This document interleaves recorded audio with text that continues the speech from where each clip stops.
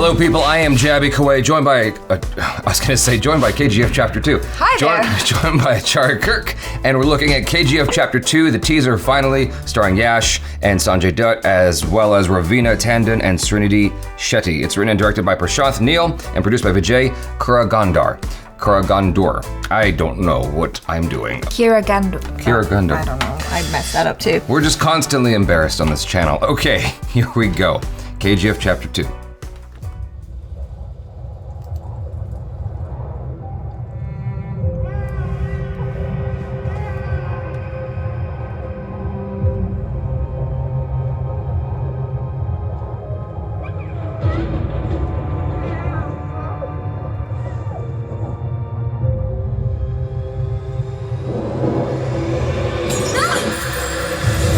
History tells us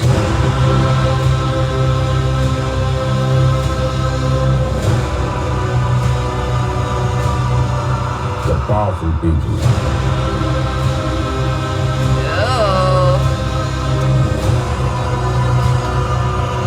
come from powerful places.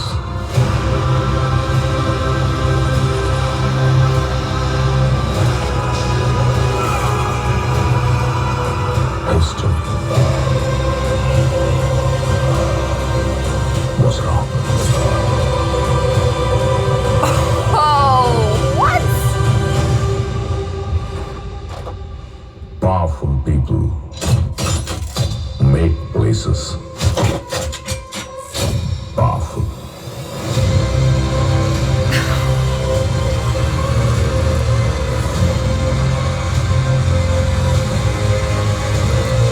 Woo, woo, woo.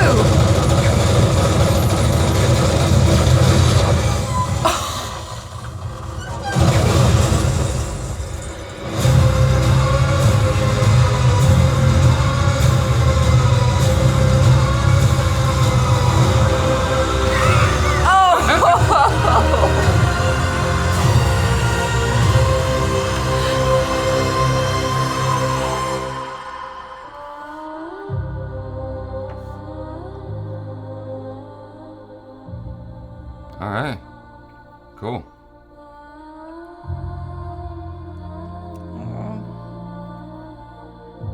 You know, I almost feel like I want to revisit the first film and not look at the subtitles at all.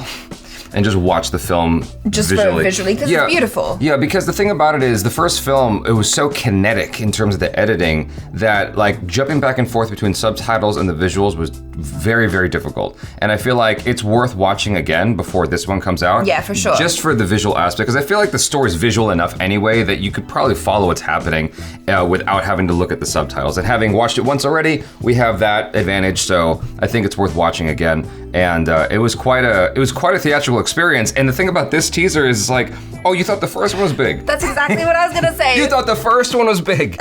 You thought the first one was big. It's like this one like explodes and it's like big and like just you know what it was just the sheer scale of everything. Yeah. Was impressive. The amount of, because there's no CGI in there that I could see. It was all actual people in costumes walking, like it was all practical. Yeah, and it's stunning. I mean, like everything that we liked about the cinematography in the first movie is carried on in this one. Like it just looks like a work of art, basically. Like the colors, the costumes, the texture, and the shots and everything. It's all super creative and it looks really, really great. And then on top of that, you've got just the coolness, because it's not like we saw too much of any, crazy action, like fighting or anything like that, but you get Sanjay Dutt with his like crazy ass sword coming up, and I'm like, oh my, what is that?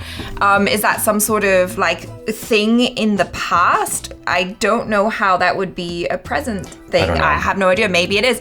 But then at this point, I'm just excited. I'm like, I don't even know. It's fine. Everyone's gonna watch this movie anyway. Yeah. Do you know what I mean? The cool thing about Sanjay Dutt is that, whatever you think of him, the dude's got a presence about him. Like he shows up and he's just got presence to him.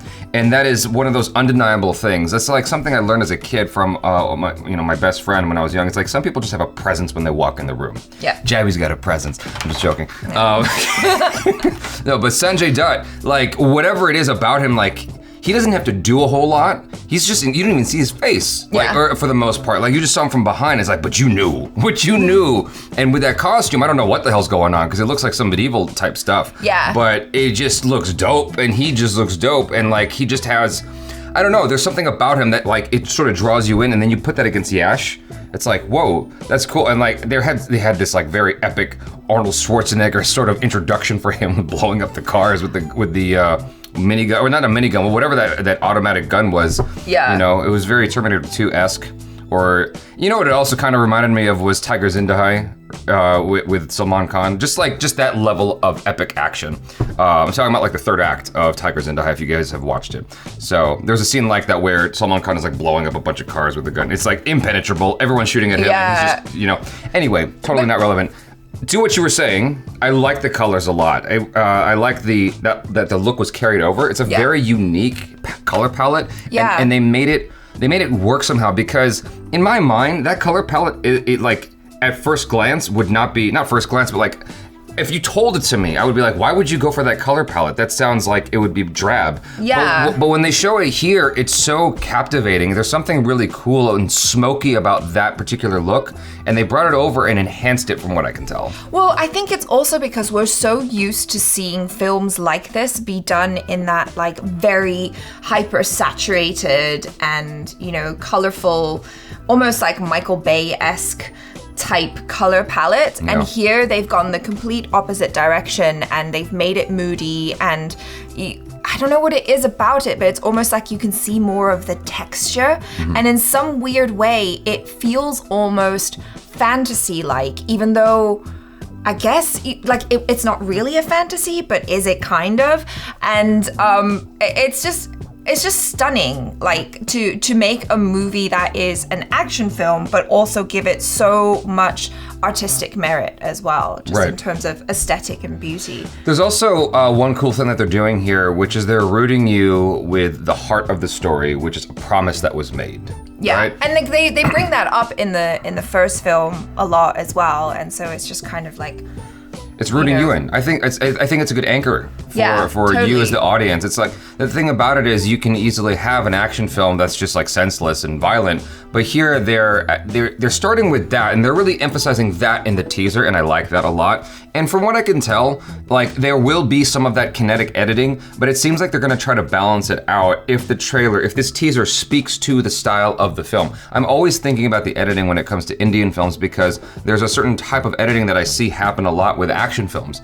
And so I always look out for that and how they're gonna pull that off. And so here, it feels like, at least for the emotional stuff, at least for the non-action stuff, it feels like it's going to take its time more and allow you to experience these shots a little bit more. Like that scene where the woman was walking through what was I could only perceive as a courtroom or something. Yeah, that looks badass. We didn't even talk about that. Yeah, the way it's the cinematography and the allowance of time so I can appreciate that shot was cool. And I just hope that with the final product, we get more of that as opposed to cutting to like 27,000 angles, you know? I agree. And like, I like what they've shown of the women. They seem beautiful. They seem strong. I'm curious about them. I'm like, you know, how are they gonna be integrated into this world? Like, I really, really like that. And the thing with Yash lighting up his cigarette with the gun, I feel like that's been done, but I can't remember where, because what I was gonna say was I haven't seen that before. Yeah. But I feel like that would be disingenuous. I'm like, I probably have, I just can't remember when,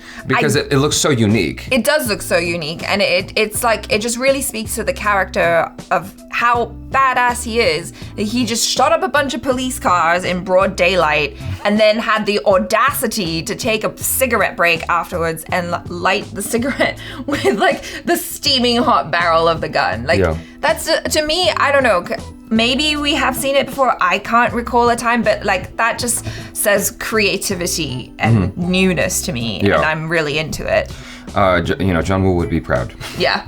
John Woo would be very proud. For those of you guys who haven't seen it yet, we have an interview with Yash on this channel. It's our most popular interview, and it was one that was unexpectedly really, really, really fun for me, because I had no idea what I was in for when I interviewed him. It was before KGF had come out. Yes. And so when I interviewed him, the conversation was so fun, I think, for both of us. And, it was, yeah. And he was such a cool guy, and I learned a lot about him. If you guys haven't watched that interview yet, you should totally check it out, because, he's kind of a reserved guy when it comes to like talking about himself. He's not one to boost his own, like, he's not egotistical. He's super down to earth. Yeah, he's very down to earth, and so he's not trying to like reveal all of his struggles that he came from, but like I managed to get it out of him, and the dude came from some hard times, and so it was a very, very interesting interview, to say the least, if I don't say so myself, and I think you guys would really enjoy it if you haven't watched it already, so be sure to check that out after you watch this. Thanks so much for hanging out. Hopefully you enjoy that. Let us know your feelings and theories in the comments below. I'm Jaby Koay. This is Achara Kirk. Peace out.